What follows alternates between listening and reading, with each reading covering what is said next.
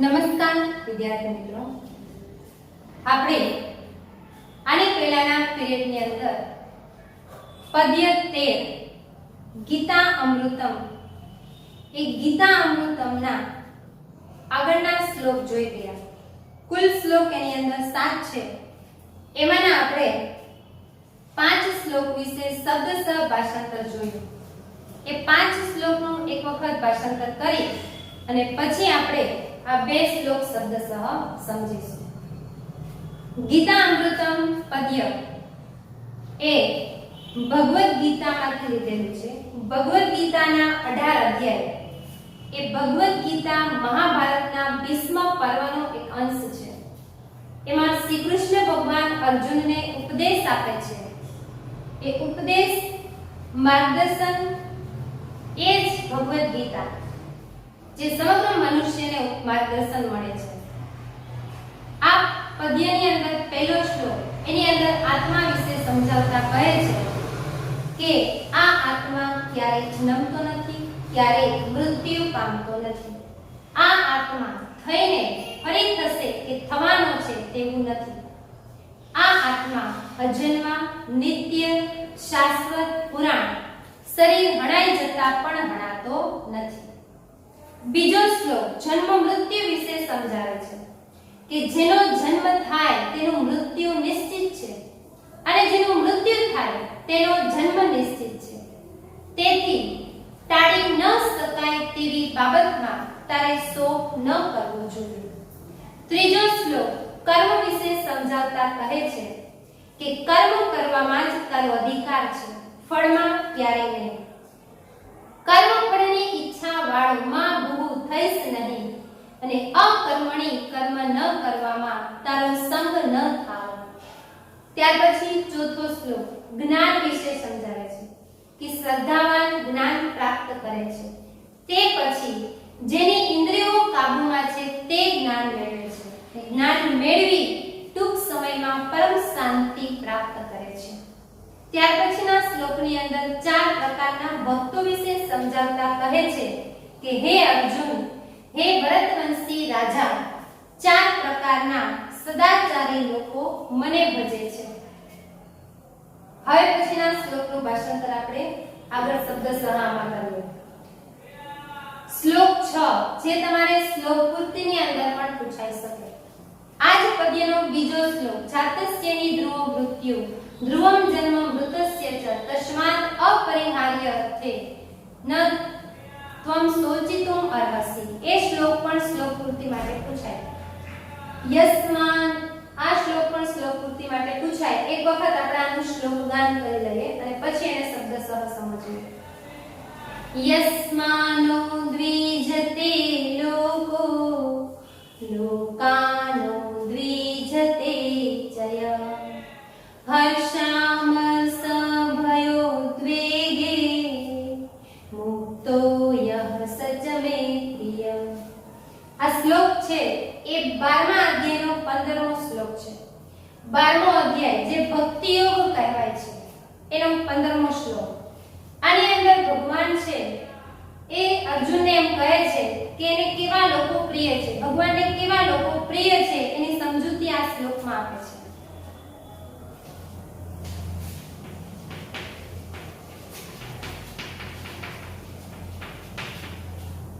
યસ્માનો દ્વિજતે લોકો સંધિ છૂટી પાડીએ એટલે યસ્માત પ્લસ ન પ્લસ ઉદ્વિજતે. એવી જ રીતે અહીંયા પણ સંધિ છૂટી પડશે. લોકાત પ્લસ ન પ્લસ ઉદ્વિજતે. ઉદ્વિજતે એટલે સંતાપ કરવું, ઉદ્વેગ પામવો. યસ્માત એટલે જેનાથી કોઈ ન ઉદ્વિજતે એટલે ઉદ્વેગ પામતા નથી, સંતાપ પામતા નથી, દુખી થતા નથી. અને જેનાથી કોઈ ઉદ્વેગ પામતા નથી અને જે લોકો એટલે જે લોકો અને જે લોકો જેનાથી કોઈ ઉદ્વેગ પામતા નથી અને જે પોતે પણ અન્યથી લોકો અને લોકાત બેનું ગુજરાતી થાય લોક અને લોકોથી એવું ભાષાંતર થાય પણ લોક અને લોકોથી એ અહીંયા ભાષાંતરમાં એ શબ્દ મેળ નહીં આવે એટલે આપણે એ રીતે ભાષાંતર કરશું અને જે પોતે પણ અન્યથી પોતે એટલે એ પણ લોકોમાં જ આવે છે અને અન્ય એટલે બીજા જે છે એ પણ લોકોની અંદર જ આવે છે અને જે પોતે પણ અન્યથી એટલે જે લોકોથી દુખી થતા નથી સંતાપ પામતા નથી કહેવાનો અર્થ એવો છે કે મારાથી તમે દુખી ન થાઓ અને તમારાથી હું દુખી ન થાઉં જે પોતે બીજાથી દુખી ન થાય અને બીજા લોકો જેનાથી કોઈ ઉદ્વેગ પામતા નથી એટલે ઉદાહરણ તરીકે હું છું કોઈનાથી દુખી જ ન થાઉં ગમે તે લોકો જે બોલવું હોય તે બોલે મને કોઈનાથી સંતાપ જ ન થાય અને મારાથી પણ બીજા લોકો દુખી ન થાય એવું અહીંયા કહેવામાં આવે છે કે જેનાથી કોઈ ઉદ્વેગ પામતા નથી યસ્માત જેનાથી ન ઉદ્વી જતે કોઈ ઉદ્વેગ પામતા નથી અને જે લોકો બીજા લોકોથી એટલે પોતે પણ બીજાથી ન ઉદ્વી જતે ઉદ્વેગ પામતા નથી યહ એટલે જે અને ચ એટલે અને જેનાથી યસ્માત જેનાથી ન ઉદ્વી જતે કોઈ ઉદ્વેગ પામતું નથી અને જે ચ એટલે અને યહ એટલે જે અને જે પોતે પણ બીજાથી ઉદ્વેગ પામતા નથી તેમજ હર્ષ અમર્ષ ભય અને ઉદ્વેગ હર્ષ અમર્ષ ભય અને ઉદ્વેગ અહીંયા ઉત્તરેતર દ્વંદ્વ સમાસ બનશે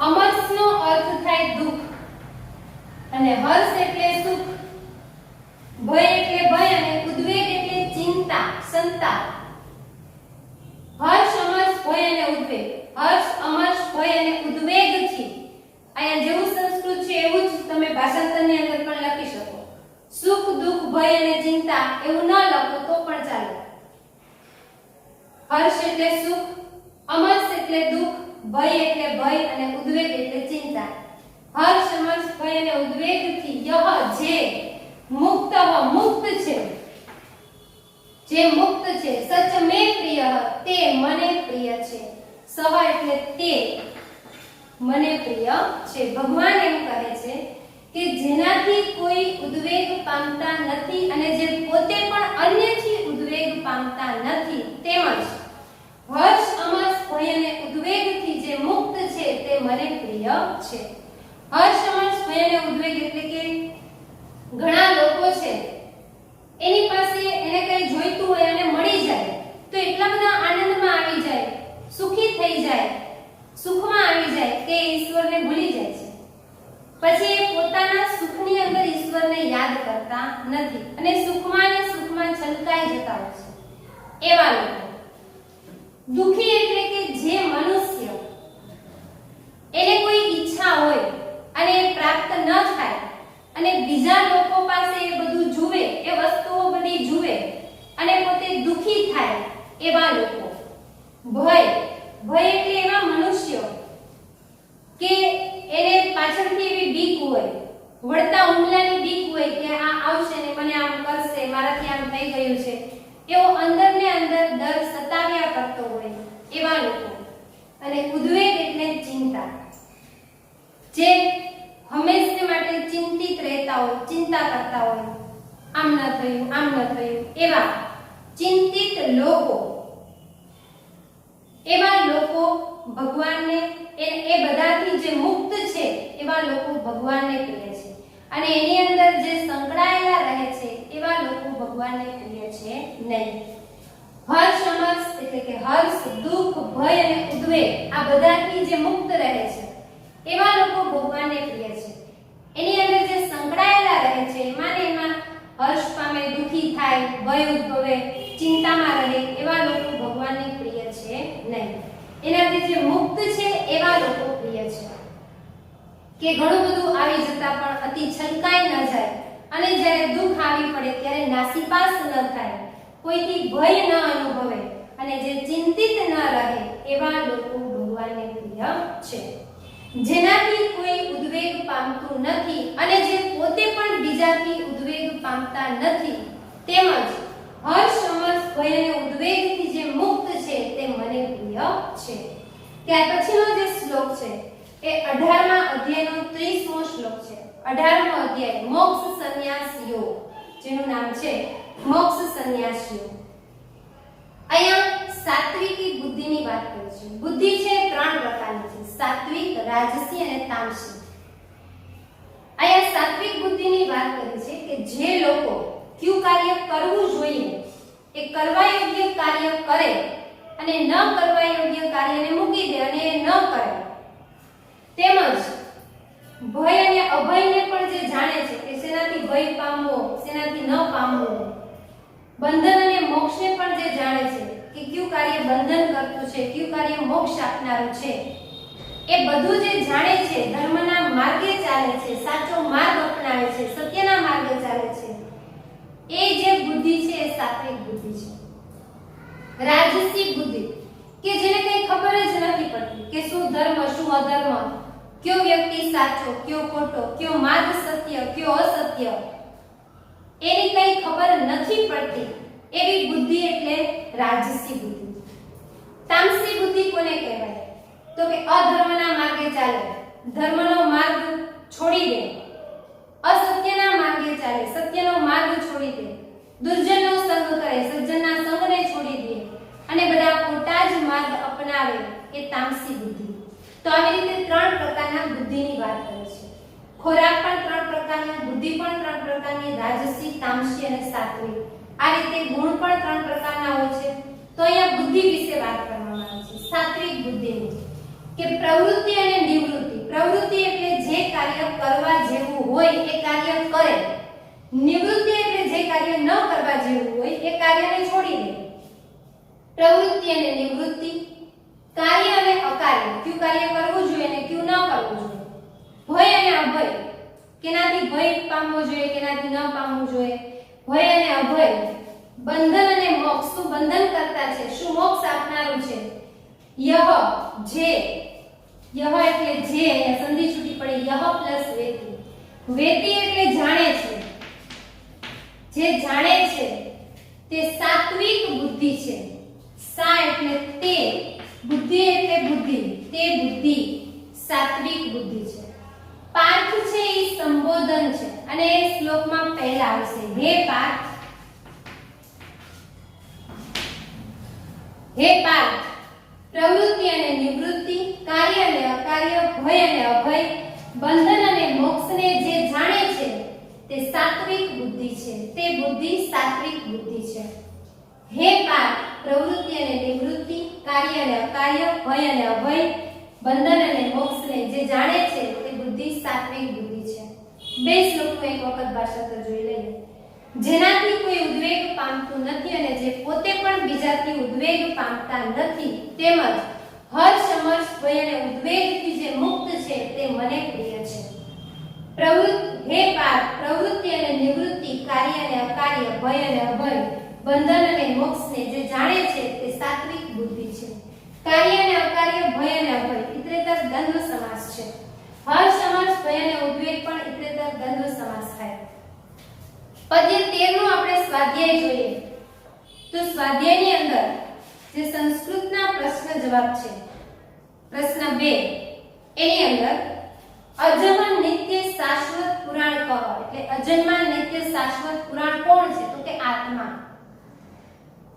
મૃતસ્ય કિમ ધ્રુવમ, મૃત્યુ પામનારનું શું નિશ્ચિત છે? તો કે જન્મ. કસ્મિન તે, કેમાં તારો અધિકારઃ, અધિકાર છે, કેમાં અધિકાર છે? તો કે કર્મ કરવામાં. કર્મણી એવા અધિકાર અસ્તે. કદા શાંતિમ અધિગચ્છતિ, ક્યારે શાંતિ મળે છે? તો કે જ્ઞાન મેળવીને શાંતિ મળે છે, એટલે જ્ઞાનમ લબ્ધવા. કહ ભક્ત ભગવત પ્રિય, કયો ભક્ત ભગવાનને પ્રિય છે? આમ પણ આપણે આ શ્લોક છે એ શ્લોક પૂર્તિમાં યાદ રાખવાનો છે, એટલે આપણને આ આખો શ્લોક આવડતો જ હોય. અને જો પ્રશ્ન પૂછાય કે કયો ભક્ત ભગવાનને પ્રિય છે, તો પણ એની અંદર આ આખો શ્લોક આવશે કે યસ્માનો દ્વિજતે લોકો, લોકાનો દ્વિજતે ચય, હર્ષ અમર્ષ ભય ઉદ્વેગ, મુક્તો યહ સચર, મુક્તો યહ, ભક્ત ભગવત પ્રિય, તે ભક્ત ભગવાનને પ્રિય છે. એ આખા શ્લોકનું સંસ્કૃત એ પ્રશ્નની અંદર આવશે. ત્યાર પછી ખાલી જગ્યા છે વિભક્તિ આધારિત, એ તમારે વિભક્તિના કોષ્ટક આધારિત પૂરવાની રહેશે. પ્રશ્ન 4 ની અંદર જે ખાલી જગ્યા છે એ રીતની ખાલી જગ્યા આપણે પાઠ આધારિત પૂછાતી નથી. ખાલી જગ્યા આપણે ઉત્પન્ન વિભક્તિ પ્રયોગવાળી અને સંખ્યાપૂર્વક બે જ રીતે પૂછાય છે.